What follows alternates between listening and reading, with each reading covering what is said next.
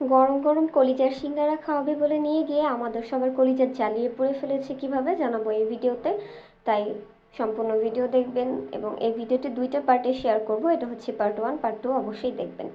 Hello everyone, you are watching Priya's world. ঈদের দিন রাত্রিবেলা আমরা হুটহাট প্ল্যানিং করে চলে গিয়েছিলাম চালকুড়ি 10 পাই। ভিডিওর শুরুতেই বলে দিলাম, বলতাম কোথায় গিয়েছি জানতে হলে পুরো ভিডিও তো দেখেন, কিন্তু ভিডিও শেষে বলতে ভুলে যেতাম, তারপর আপনারা এসে কমেন্টে গালি দিতেন। তো ঈদের ভিডিওতে আপনাদের সাথে এরকম বিতলামি মশকরা না করি, প্রথমেই সরাসরি বলে দিই, চলে গিয়েছিলাম জালকুড়ি 10 পাই।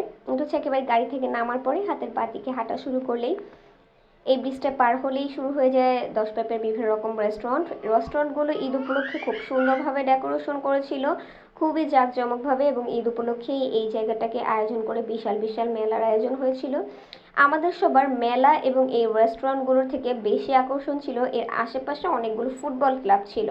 আর ফুটবল ক্লাবগুলোতে ছেলেরা ফুটবল খেলছিল, মানে প্র্যাকটিস করছিল বাচ্চা বাচ্চা ছেলেরা, যেগুলো দেখে এত বেশি ভালো লেগেছে। আমাদের ফ্যামিলির আমরা কম বেশি সবাই যেহেতু স্পোর্টস লাভার, বিশেষ করে আমার হাজব্যান্ড, আমার ছোটো বোন, আমি, মানে আমরা ছোটোবেলায় কোনো না কোনোভাবে স্পোর্টসের সাথে জড়িত ছিলাম। আমার হাজব্যান্ড ক্রিকেট খেলতো, কলেজ লাইফে আমিও ক্রিকেট খেলেছি, এছাড়াও বাকি সব রকমের ফুটবল থেকে শুরু করে অন্য সব খেলা, হকি, ভলিবল, এগুলো আমার খুব পছন্দ। আমার ছোটো বোন একটা সময় ক্রিকেট খেলতো, তো দেখা যায় আমাদের পছন্দ, তাই আমরা এটাই বারবার দেখছিলাম। আর এই হচ্ছে চারদিকের ভিউটা, অনেক রকমের খাবারের দোকানের পসরা বসেছে, ভাজা পোড়া থেকে শুরু করে মিষ্টি, মোরলি, নিমকি, জিলেপি, বিভিন্ন রকম মিষ্টি মন্ডা সহ আচার, ফুচকা, এছাড়াও বিভিন্ন আরও মুখরোচক খাবার, আর অনেক অনেক আইসক্রিম এবং পানি জাতীয় যে শরবত সেগুলোর স্টল ছিল, চা এবং কফি, মানে স্ট্রিট ফুড অনেক রকম আইটেম এখানে উঠিয়েছিল মেলা উপলক্ষে।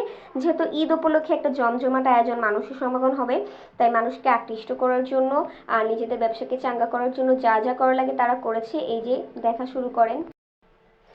এখন বাকি সব কথা বাদ রেখে এই জায়গাটার কথা বলি। এই জায়গাটা আমার এত বেশি ভালো লেগেছে, এত বেশি পছন্দ হয়েছে যে ভাষায় প্রকাশ করা যাবে না। কেন পছন্দ হয়েছে ভিডিওটা দেখলে আপনারা বুঝে যাবেন। এই জায়গায় মানুষ একটু বেশি দেখে ভিডিওতে আপনাদেরকে দেখাতে পাচ্ছি না। চারপাশে যে দোকানের পসরাগুলো বসেছিল, সেই দোকানে কি সুন্দর সুন্দর জিনিসগুলো ছিল। আমি তো যাই দেখছিলাম আমার ইচ্ছে করছিল আমার ছেলে বাবুটার জন্য কিনে নিতে। এই যে দেখেন, এইখান থেকে শুরু হলো। আর বাসায় গিয়ে যখন ভিডিওগুলো দেখিয়েছি অন্যদেরকে, আমার মা মামি তারা ফুল কিনে নিয়ে আসতে বলছে। এবার একটু এই জায়গাটা নিয়ে বলি। এই যে দেখেন, প্রবেশ করার পর থেকেই আমার এত বেশি সুন্দর লাগছিল। বাচ্চাদের বিভিন্ন রকম রাইডস, সেই রাইডসগুলো বাচ্চারা খুব এনজয় করতে পারবে। আপনার 3 বছরের উপরে যে কোনো বাচ্চাই এই রাইডসগুলো এনজয় করতে পারবে।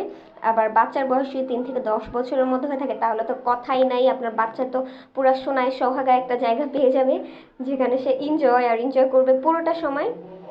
বাকি ভিডিও দেখতে পারবেন পার্ট 2-তে, তাই পেজটি ফলো করে দিন।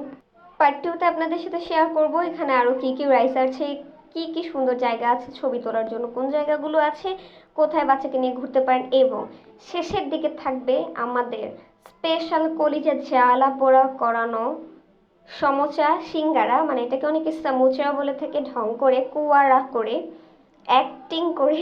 আচ্ছা, আমরা এটাকে সিঙ্গারাই বলি, সিঙ্গারা।